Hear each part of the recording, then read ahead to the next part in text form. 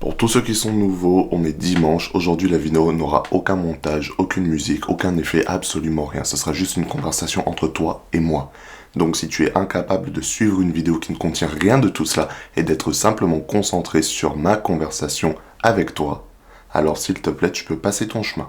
Cependant, si tu es intéressé par le sujet et que tu as envie d'en apprendre plus, reste jusqu'à la fin de la vidéo. Je suis sûr que tu pourras apprendre 2-3 trucs. Bref. Vous avez vu le titre de la vidéo, on va commencer directement fort. Je vais pas être méchant, je vais juste dire la vérité. Il n'y a aucun avantage à être gros. Rien.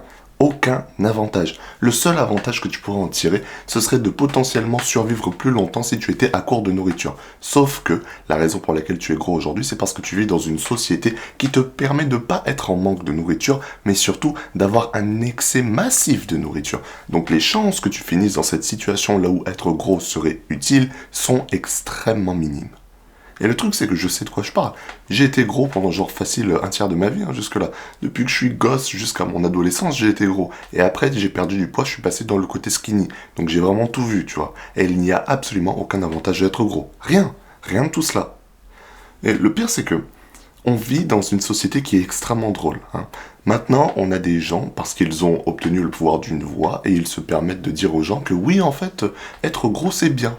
Et le truc, c'est qu'ils se disent, non, mais en fait, le body positive, ça n'influe pas les gens, et ça va pas les pousser, en fait, à devenir gros ou à rester gros. Cependant, ces mêmes individus vont te vendre que oui, c'est bien de manger comme ça, oui, c'est bien d'être comme ça, oui, c'est ça être beau, c'est ça la beauté, en fait, je suis beau alors qu'ils font 150 kilos, tu vois. Et je dis pas que quelqu'un qui est gros est forcément moche, au contraire, non, c'est pas ça le problème, quelqu'un qui est gros peut être beau. Sauf que la majeure partie des gens qui se plaignent d'avoir des désavantages parce qu'ils sont gros, c'est pas parce qu'ils sont gros généralement, c'est parce qu'ils prennent pas soin de leur peau, c'est parce qu'ils prennent pas soin de leur apparence en général, et c'est pour ça qu'ils ont des désavantages. À un moment, c'est pas parce que vous êtes gros, c'est parce que vous êtes moche. Deux choses différentes, d'accord? Mais c'est pas le sujet, revenons sur nos moutons. Il y a énormément de contradictions dans cette espèce de mouvement de body positivity qui a bien commencé d'ailleurs. De base, c'était plus en rapport avec la mode, si je dis pas de conneries, là où en fait on avait des corps beaucoup trop skinny, et en fait on essayait de, comment dire, faire rentrer des corps un peu plus normaux, un peu plus conventionnels dans le monde de la mode. Tu sais, des corps un peu plus ronds, mais pas non plus obèses, tu vois. Et d'être en mode, ouais, c'est ok, tu vois, tu peux quand même être modèle avec un corps un peu plus, voilà, un peu plus sexy, entre guillemets, euh, un peu plus du côté rond, et il n'y a pas de problème, tu vois, de base, ça partait d'un bon truc. Sauf que les réseaux sociaux arrivent, et quand les réseaux sociaux arrivent, alors là, la débilité s'en sort. Ah, je suis désolé. Les réseaux sociaux, comme a dit un comédien une fois, c'est comme tous les idiots du village, de tous les villages qui se sont regroupés à un endroit et qui du coup ont une plateforme où ils peuvent s'exprimer et exprimer leurs idioties en fait. Du coup, les réseaux sociaux s'emparent de l'idée et ça part en couille, frérot. Non, je suis désolé, je suis désolé. Quand t'as des gens qui littéralement montrent de manière positive le fait d'être obèse, le fait d'être en surpoids, et ils sont en mode je suis en parfaite santé, alors qu'en vérité c'est pas qu'ils sont en parfaite santé, c'est que les analyses de ce genre d'individus prennent du temps à arriver parce que généralement pour détecter les problèmes liés à ton foie, si je dis pas de conneries, c'est que ça se détecte uniquement lorsqu'il est presque trop tard. Tu vois, lorsqu'il était vraiment au bord ou lorsqu'il est trop tard. Du coup, en fait, les gens, il y a leur corps qui arrive à gérer le surplus d'insuline parce que voilà, ils doivent gérer plus d'insuline dans leur corps. Du coup, ça fait comme s'ils sont en bonne santé. Ils se disent, bah, je suis en bonne santé, frérot. Tu vois, genre, je suis pas malade, je suis pas en train de mourir. C'est pas que t'es en bonne santé, c'est que ton corps, il est en train de surcharger, là, tout de suite, ce qui te fait paraître en bonne santé. Puis, à un moment, ton foie, il va craquer, et là, soudainement, du jour au lendemain, t'es en train de crever, en fait. C'est vraiment ce qui se passe. Mais bref. On vit dans un univers là où t'as des gens, ils font la promotion, en fait, de ce genre de lifestyle, de ce genre de corps, de ce genre d'apparence. Et moi, je suis en mode, frère, à un moment, s'il te plaît, il n'y a rien de bien à être obèse. Il n'y a rien de bien à être, genre, gros, mais genre, super gros, tu vois. Rien. Que ce soit sur le plan physique, que ce soit sur le plan athlétique, que ce soit sur le plan santé, il n'y a rien. Il n'y a absolument rien. Au niveau de la société aussi, c'est pas un avantage. En aucun cas.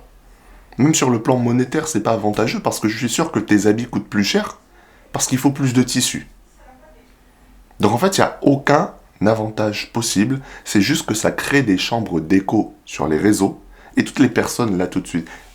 qui essaient véritablement de perdre du poids, tu vois, qui sont en surpoids, et ils se disent, non, mais en fait, je comprends que c'est mal, mais j'ai envie de perdre du poids, mais qui ont quand même cette part d'eux qui disent, ouais, flemme, tu vois, voilà, non, reste juste comme tu es, c'est pas important. Ce qui se passe, c'est qu'ils veulent vraiment perdre du poids, sauf que ils sont aussi en partie beaucoup sur les réseaux, sur TikTok. Donc, les mecs, ils se retrouvent à scroller pendant des heures, et le truc, c'est que parce qu'ils sont en surpoids, et parce que l'algorithme des réseaux sociaux, c'est une chose terrifiante qui lit dans ton esprit, qui sait exactement ce à quoi tu penses, soudainement, ils se retrouvent très rapidement aspirés dans les chambres d'écho de la body positivity et de la fat acceptance. Du coup, ils se retrouvent bombardés de contenu sur TikTok, machin, de personnes en surpoids ou en obésité qui sont en mode ouais, être gros c'est bien, et qui littéralement sont en train de bouffer des burgers, bouffer des trucs, bouffer des brownies, bouffer. C'est tout le délire, d'accord, la totale. La totale. Genre en fait, ça mange tellement que ça te donne presque envie de vomir, en fait, tu vois. Et du coup, imagine cette personne qui est en surpoids ou qui est obèse, qui voulait perdre du poids, mais qui a cette partie de son cerveau qui lui dit c'est pas important et tout. Qu'est-ce qui se passe quand il se retrouve bombardé de ce genre de contenu? La partie de son cerveau qui se dit c'est pas important se retrouve renforcée, se trouve d'autres excuses. Ah mais tel scientifique, docteur a dit que oui en fait c'est pas un problème d'être gros, du coup je peux juste en fait je voulais perdre du poids mais en fait non, apparemment c'est fatphobique de perdre du coup en fait non je suis bien, et en fait toi t'es fatphobique si tu me dis que j'ai tort et qu'en fait je devrais perdre du poids. Non t'es un connard, t'es grossophobe. Oui c'est non je perdrai pas du poids, j'étais dans le tort, ils avaient raison les gens sur TikTok. Oui être gros en fait c'est bien, oui y a pas de problème. Oui, tu vois un peu, il s'est retrouvé coincé, aspiré dans la chambre d'écho, alors qu'il était parti avec des bonnes intentions, qu'il voulait s'améliorer, qu'il voulait perdre du poids parce qu'il s'est rendu compte que ça causait des problèmes dans sa vie, tu vois, en général, santé, financièrement, machin, socialement, etc. Il se retrouve absorbé là-dedans, tout le monde le répète, non, t'inquiète, t'es bien comme tu es, tu es beau, tu es plus beau comme ça. Et en fait, les gens skinny, c'est tous des grossophobes. Waouh! Tu sais, le raccourci de fou, tu vois. Et juste, ça fait du mal à d'autres personnes, en fait. Ce mouvement de ces personnes qui sont un peu, voilà, sans vouloir être méchant, hein, qui se sont créés ces chambres d'écho pour juste se répéter leurs excuses, qu'ils se répètent tous intérieurement, mais maintenant ils ont d'autres personnes qui pensent exactement pareil, tu vois. Le système des idiots du village qui sont tous connectés. Ce qui se passe, c'est que maintenant, il y a les excuses, elles reviennent partout, et ça renforce ces excuses, et ils se disent « Ah, mais vous voyez, il y a les autres, ils pensent comme moi. Du coup, en fait, j'ai raison. Du coup, en fait, je suis pas con, je suis pas un idiot du village. » Non, mais si, c'est juste que tu parles avec d'autres idiots du village, du coup, tu es renforcé dans ta compréhension. Tu as été renforcé dans tes idées négatives. C'est ce qui se passe, en fait. C'est ça le concept des chambres d'écho. Tout le monde te répète exactement ce que toi, tu te répètes. Du coup, tu te dis « J'ai raison. » Et parce que tu te dis j'ai raison, tu continues de répandre cette merde. Et ce qui est drôle, c'est que, je vous l'ai dit, ça a très bien commencé ce mouvement, mais le pire, c'est que certaines personnes qui étaient dans ce mouvement à la base, ils ont eu des problèmes de santé, du coup, naturellement, ils se disent, bon, j'ai des problèmes de santé, j'ai pas envie de mourir, donc je vais faire des efforts, je vais faire de l'entraînement, je vais faire de l'entraînement physique pour perdre du poids. Naturellement, tu vois, c'est normal, c'est bien, ils veulent s'améliorer, ils ne veulent pas mourir. Qu'est-ce qui se passe à ton avis quand ça arrive? Ils se font bombarder par toutes les personnes qui étaient leurs amis, tu sais, qui étaient leurs alliés. Toutes les personnes du groupe, tu sais, de la fat positivity, de la fat acceptance. Toutes ces personnes vont les défoncer. On les balance dans un trou et on leur balance des pierres à la gueule. Figurativement, pas littéralement, d'accord? Ils se font défoncer, ils se font insulter. Oui, t'es grossophobe parce qu'en fait tu veux perdre du poids. Je m'en fous si t'as des problèmes de santé. Je m'en fous si ton rein il est en train de enfin pas ton rein, ton foie il est en train de craquer. Je m'en bats les couilles, t'es grossophobe. Tu nous trahis. Judas, on te fera brûler au pilori. Je vais détruire ta réputation. Toute ta réputation que tu as pris du temps à construire sur TikTok. Ah, ça sera fini. C'est fini pour toi. Est-ce qu'on se rend compte de l'hypocrisie de ce genre d'individu? On s'en rend compte un peu, la personne a besoin de perdre du poids. Elle est en mauvaise santé. Elle va mourir. En lui disant qu'elle est grossophobe, qu'elle ne devrait pas le faire, c'est littéralement lui dire, non, en fait, tu dois mourir. Ouais, mourir, c'est pas grossophobe. Essayer de survivre dans ta situation, par contre, c'est grossophobe. C'est absurde.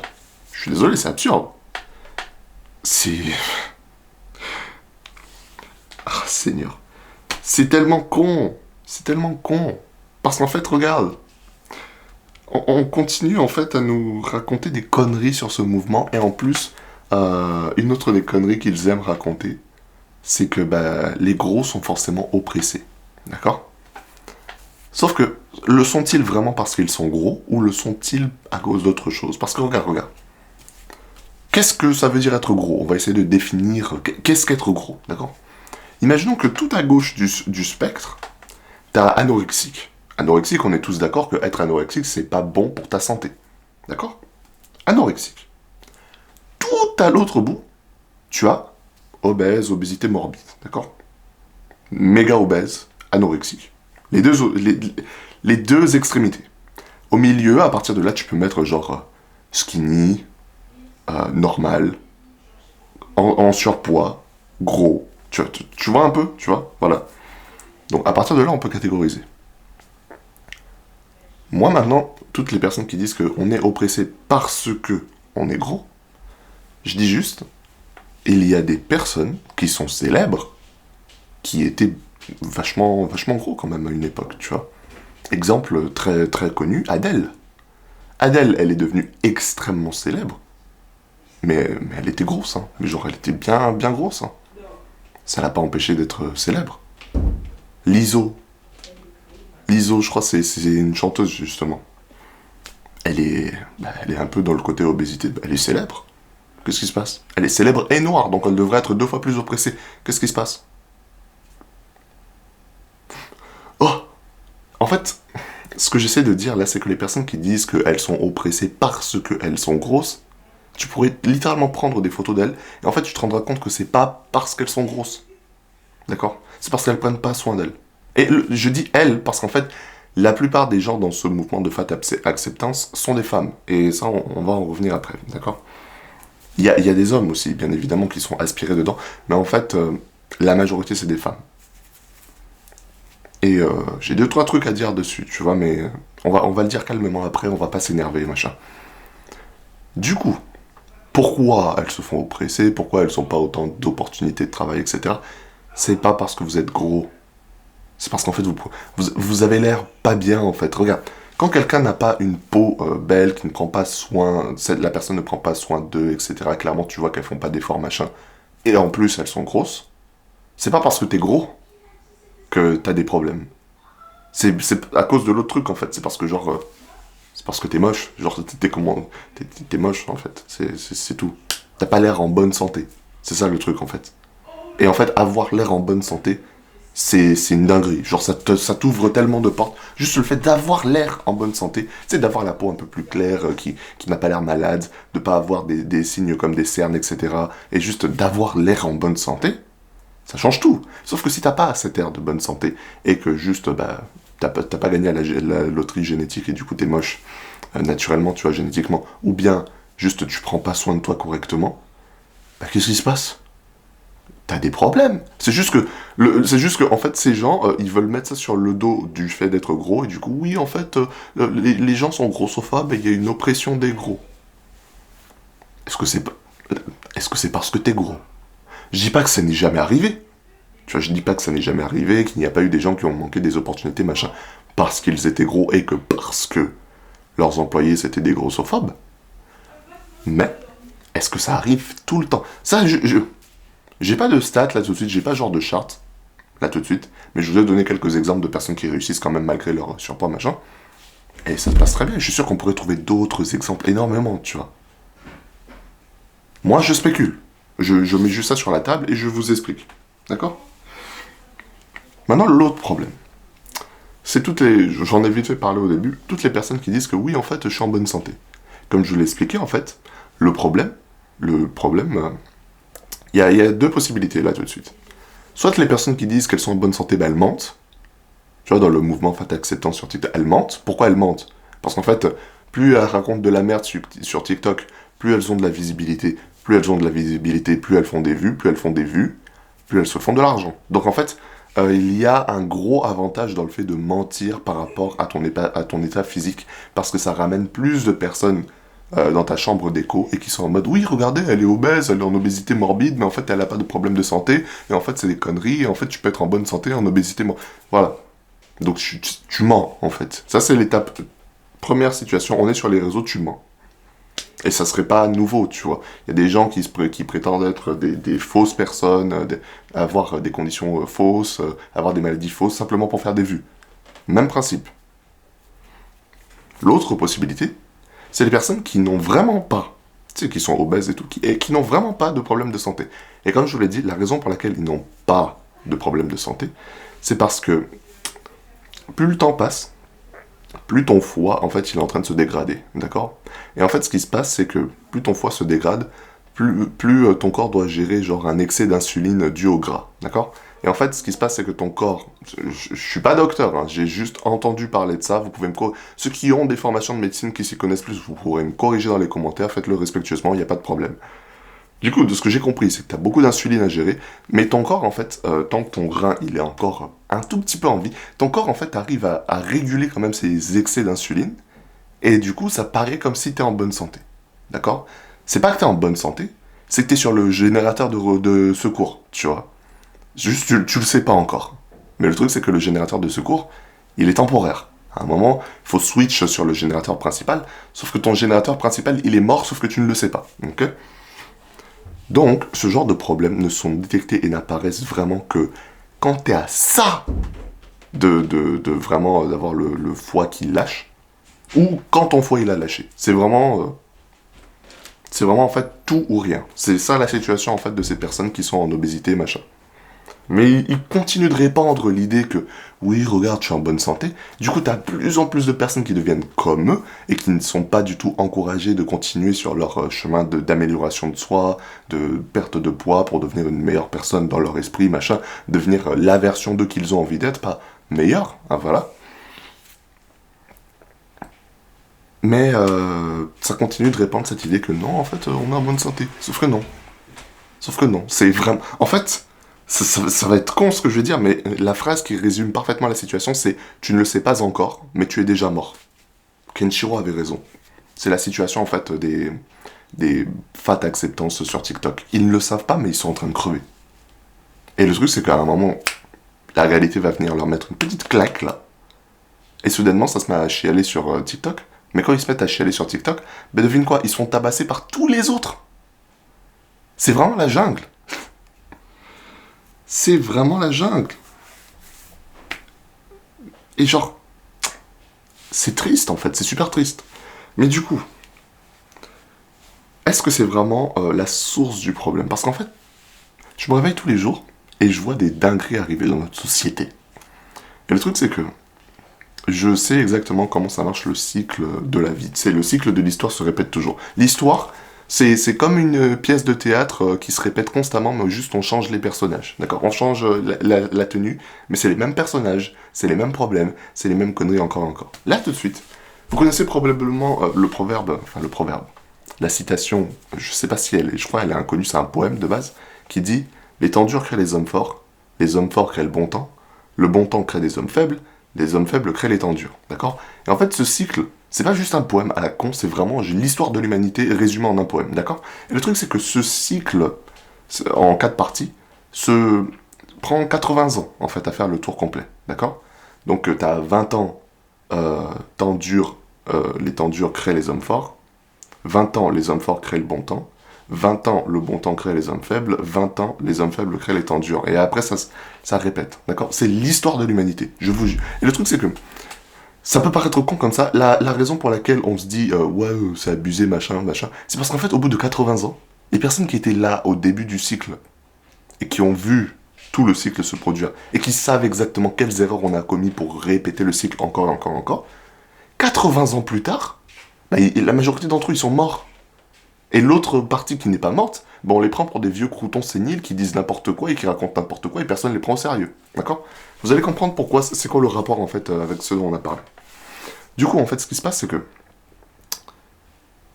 une société grandit à travers la difficulté. D'accord? Donc on a des problèmes, on est obligé de se balader en petites tribus. Voilà, on va prendre l'exemple des tribus. On se balade en tribus, les ressources sont limitées, et en fait on doit se battre contre d'autres tribus pour prendre leurs ressources, prendre leurs femmes, d'accord? Et intégrer leurs femmes dans notre tribu, ce qui fait grossir notre tribu. Ça, vous allez prendre pour un malade, mais c'est vraiment genre l'histoire de l'humanité, d'accord? On fait ça pendant un petit moment, et éventuellement, vas-y, on construit une ville. Parce qu'on est une grosse tribu, et en fait, c'est difficile de juste se balader encore en tribu. On trouve un coin qui est cool, on va dire, on va prendre l'exemple de Rome, tu vois, il y avait Romulus et Rémus, c'est l'histoire qu'ils ont pris. Bah, ils ont défoncé les mecs des villes à côté, ils ont ramené les femmes, voilà, d'autres mecs de villes à côté, ils ont construit leur petite ville qui s'appelait Rome. Au début, c'était une petite ville de merde, et en fait, à force d'évoluer, de trouver des meilleures ressources, de construire un peu plus, de construire des murs, développer l'agriculture, etc., c'est devenu Rome. Rome qui devient quoi après? L'Empire romain, d'accord? Jusque-là, ces deux hommes forts, ils ont été la base de la construction de tout un empire. Incroyable, d'accord? Incroyable. Et ces hommes, en fait, quand je dis hommes forts, c'est genre des hommes qui connaissent la vie, qui ont vu tous les problèmes de la vie, qui savent se battre, qui connaissent l'agriculture, qui savent travailler la terre, qui savent labourer, ils savent absolument... Tu sais, c'est des mecs de la campagne, tu sais, les mecs bien endurcis de la campagne, tu vois.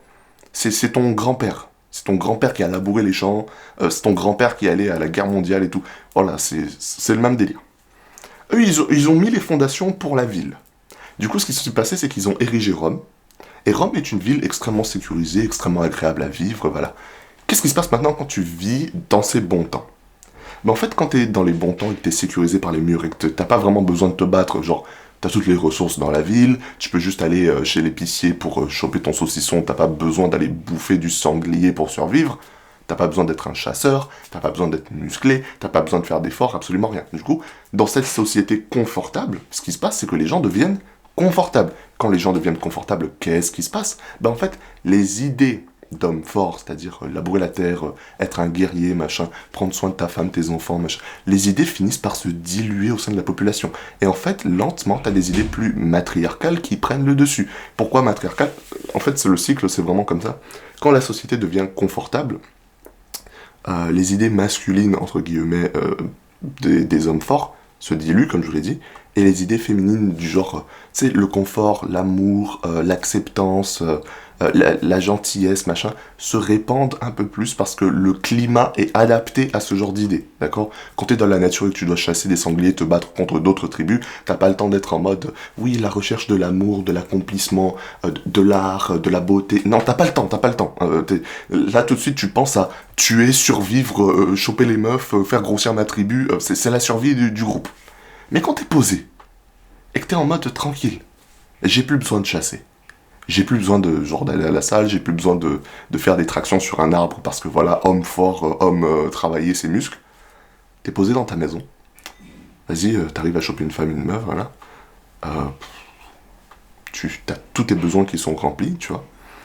Et du coup, parce que tous tes besoins sont remplis, bah ta prochaine génération, c'est-à-dire tes gosses. Toi, peut-être, t'as fait la transition, tu vois, entre guerrier jusqu'à mec à la maison. Tes gosses, eux, ils ont grandi dans un environnement ultra chill, sans guerre, sans problème, absolument rien, avec des valeurs qui sont plus féministes, entre guillemets, tu vois, des valeurs plus féminines, de la gentillesse, faut être gentil, oui, en fait, se battre, c'est pas bien, oui, en fait, la guerre, c'est pas bien, tu vois, et en fait, voilà. Et du coup, qu'est-ce qui se passe? Par défaut, le bon temps, comme je vous l'ai dit, on est dans le bon temps, là, le bon temps fait naître des hommes faibles, d'accord? C'est pas pour être genre méchant ou voilà, non, c'est vraiment, encore une fois, hein, aller lire des livres d'histoire, la même histoire se répète constamment. C'est pas moi qui suis un connard, c'est juste l'histoire, c'est toujours passé comme ça. Et vous allez dire, oui, mais on est trop technologiquement avancé pour que ça se répète aujourd'hui. C'est déjà en train de se répéter. C'est déjà en train de se répéter, voilà. Donc, ça crée des hommes faibles qui ont des mentalités de faiblards un peu, qui sont un peu plus fragiles, entre guillemets, pour manque de meilleurs mots, et qui ont des mentalités plus féminines. Le truc, c'est que, ça va paraître con ce que je te dis, mais ça cause beaucoup de problèmes au fil de la société, parce qu'en fait, la société, pour bien évoluer, pour continuer d'évoluer, a besoin d'hommes forts, sauf qu'il n'y a plus d'hommes forts. Du coup, la société se dégrade et vit dans un confort parfait. À votre avis, qu'est-ce qui est arrivé à Rome? Genre, qu'est-ce qui est arrivé à Rome? En fait, Rome, c'était des gros ministres, les gros dirigeants super fainéants maintenant, qui étaient super confortables, qui se sont jamais battus. Ils se sont dit, oh, les tribus barbares là, en dehors de nos murs, Ils vont rien faire. C'est des idiots, c'est des barbares. Ils vont rien faire. Ils sont faibles face à nos grands empires romains. Tu deviens gros, tu deviens fainéant, tu deviens prétentieux. Et du coup, un jour, les barbares, ils viennent toquer à ta porte. Et ensuite, les barbares, ils entrent. Et ensuite, les barbares, ils massacrent ta femme et tes enfants. Pardon, ils massacrent tes gosses, ils massacrent les hommes faibles, ils violent ta femme. Ils l'intègrent dans leur groupe de barbares. Et soudainement, il n'y a plus d'empire romain. Qu'est-ce qui se passe? Et la même histoire se répète constamment au sein de l'humanité. Même chose. Ça s'est fait avant l'Empire romain, ça se fait après l'Empire romain. Vous voulez un autre exemple? 1960, les hommes forts. Les hommes forts, tu sais, boom de l'économie, voilà. Puis en fait, tu sais, post-guerre. Les temps durs, guerre mondiale, deuxième guerre mondiale. On crée des hommes forts, parce qu'il fallait des hommes forts, tu vois, pour reconstruire après. Qui ont reconstruit tellement bien que ça a créé le bon temps a mené à nous. On était dans le bon temps et en fait là on est en train de se... On est dans les hommes faibles en fait. Parce qu'aujourd'hui on a des individus qui sont juste... qui n'ont pas des mentalités de mecs forts, tu vois. Et ça cause beaucoup de problèmes parce qu'en fait ça répand ces mentalités plutôt féminines de l'acceptance, l'amour de tout un chacun, machin. Le problème c'est que une société finit inévitablement par s'écrouler lorsque cette société devient extrêmement tolérante de tout et n'importe quoi. C'est pas pour dire qu'il faut être complètement intolérant de tout et n'importe quoi, tu vois. On peut être tolérant. Par exemple, je dis pas au genre de cette vidéo d'aller cracher sur les gros et dire que c'est la faute des gros. Non. C'est spécifiquement, écoutez-moi bien, la faute des personnes qui disent que c'est bien d'être gros. Pas des gros en général, tu sais, ça se trouve, il y a des gens, ils sont en surpoids qui regardent mes vidéos, mais en fait, ils veulent perdre du poids. Respect à cette personne, tu vois. Respect. Mais les personnes qui disent « Oui, en fait, tu devrais être gros, ou t'es grossophobe », bah no offense. Mais en fait, ces personnes tirent la société vers le bas. Ça n'aide pas la société, ça dégrade la société. Parce que c'est un mouvement qui se répand, en fait, super vite. Ça va toucher d'autres personnes, et en fait ça va toucher d'autres personnes, et après t'as tous les dédés, tous les idiots du village, ils sont connectés, et ça crée d'autres idiots du village, parce que maintenant c'est une majorité, et parce que c'est une majorité, en fait, leur voix a plus d'impact que nous. Tu comprends le principe. Ça touche de plus en plus de personnes. Et vous le dites, j'ai dévié, tu vois, du sujet et tout, je suis en train d'abuser, machin. Mais en vérité, le truc de fat acceptance, c'est que, des problèmes. Il y en a plein. Tu vois, il y en a plein. Moi, je dis, dès que ton mouvement peut causer des problèmes au niveau sociétal, c'est peut-être pas un super mouvement. Tu vois, c'est peut-être pas si cool que ça. Mais en fait, les gens pensent toujours à l'individuel. Ou ils pensent toujours par rapport à eux. Quelque part, les êtres humains sont bâtis sur de l'égoïsme. Je comprends. Mais si on pense à l'échelle de la société, on essaie de répandre ces idées d'être ultra tolérant. D'accord? Et quand t'es ultra tolérant de vraiment... Tu peux être tolérant un peu, voilà, y a pas de souci. Respect. Mais quand t'es ultra tolérant pour tout et n'importe quoi et que ça devient vraiment débile, c'est un problème. Et quand les sociétés deviennent ultra tolérantes et que ça devient vraiment débile, les sociétés, elles sont devenues ultra confortables, elles sont tellement tolérantes qu'un jour, t'as les barbares, ils viennent toquer à leur porte, et ils disent « Non, mais faites-les entrer, il y aura pas de problème. » Parce qu'ils sont ultra tolérants, ils se disent « C'est pas grave, qu'ils viennent. » Et du coup, ils sont tabassés, et ensuite, on est tous morts, et ensuite, les barbares prennent nos ressources. Et après, on se dit « Mais pourquoi? Qu'est-ce qui s'est passé? Je comprends pas pourquoi ça m'arrive. » Normal, t'as pas écouté les vieux qui étaient avant toi, t'as pas lu ton histoire, t'as pas appris des gens avant toi. Et je sais, ça peut paraître genre super dystopique, machin. Et je sais que ça peut paraître vraiment genre dérivé du sujet de base, mais c'est important qu'on en parle. Tu vois, c'est important. Et si vous avez envie d'en apprendre plus, écoutez le livre audio ou lisez le livre, mais le lire, ça va prendre du temps. Hard Time Creates Strong Men, c'est-à-dire Les temps durs créent les hommes forts, de Stéphane Arnaud. Très bon livre, hein, excellent livre.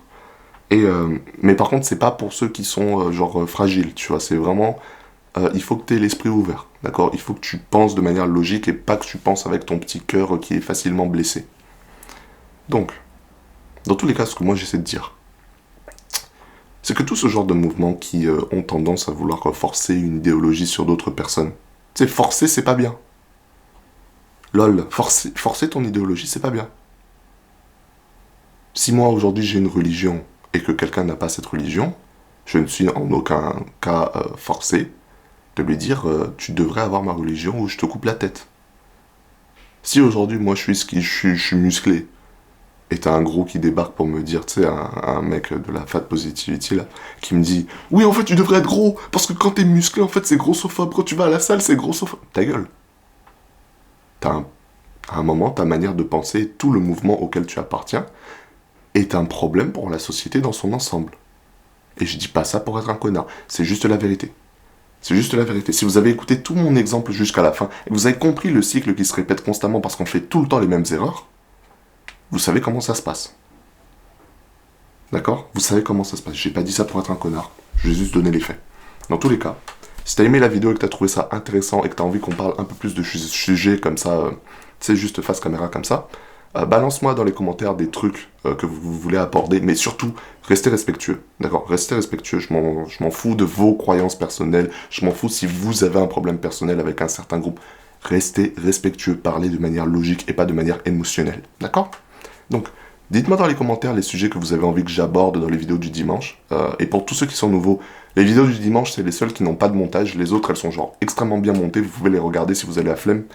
Mais pour tous ceux qui aiment ce genre de format, balancez dans les commentaires ce que vous voulez, ce dont vous voulez qu'on parle, etc. Parce que moi, j'ai des choses à dire. Tu vois, moi, à un moment, en fait, il faut porter ses couilles et il faut parler de ce genre de problème parce que personne n'a les couilles, en fait, d'en parler. Donc, à un moment, quelqu'un, faut qu'il se mette dans les chaussures de l'homme fort.